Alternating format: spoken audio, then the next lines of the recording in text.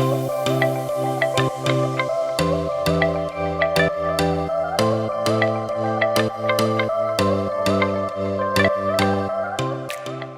thanks for coming out today, and appreciate you taking the time out of busy schedules to sit here with us.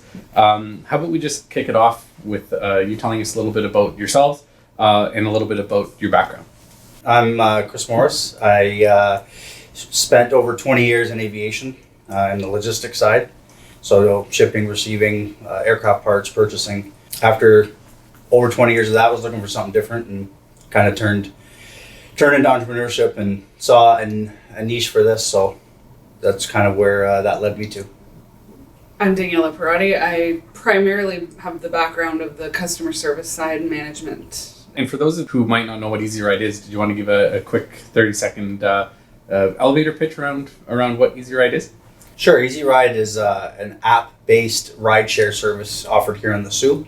It's a taxi service, but done through an app, very similar to Uber, which is what most people are familiar with. So what made you want to shift in your careers and become entrepreneurs and start your own business? Was there a certain point where you said, I need to do this, this is a gap in service, or what led you down the road to eventually starting EZRide?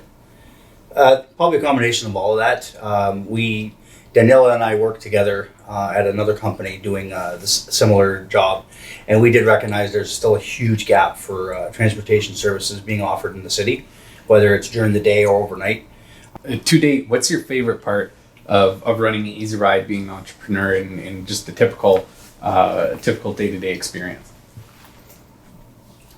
I would say, like, when you get passengers in your car that, are incredibly grateful for what you've done. Like, they know that we're the owners, right? And we get out there and we work with our drivers and we, communicate with the passengers. Me, again, I'm big on customer service, right? So to get that feeling from people to, like, thank you so much for picking me up and thank you so much for offering this service. You guys are great. You hear these positives and you get these Google reviews even from people saying it's the best, best service in town, 5 stars, all this kind of stuff. That's my favorite part, is the satisfaction of servicing the community to the best of our abilities. And they know that we're local and we're working hard and they appreciate it. So I would looking on the outside, see you guys as very innovative entrepreneurs, moving into an industry that's been very disrupted by technology and hesitant for the most part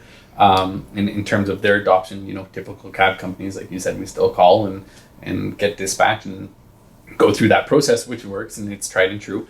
But moving into that industry, how does your mindset of being innovative and forward thinking, how does that work into your day-to-day? Well, I'm always looking at how can we use technology to make our life easier.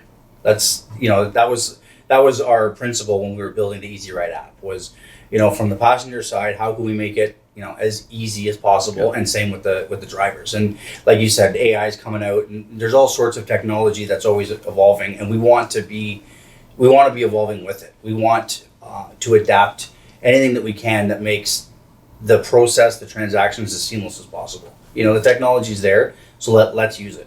What type of advice would you give to an aspiring entrepreneur, whether it be, that they're looking to move into a similar industry or something completely different? Is there one piece of advice that sticks out to you more than others?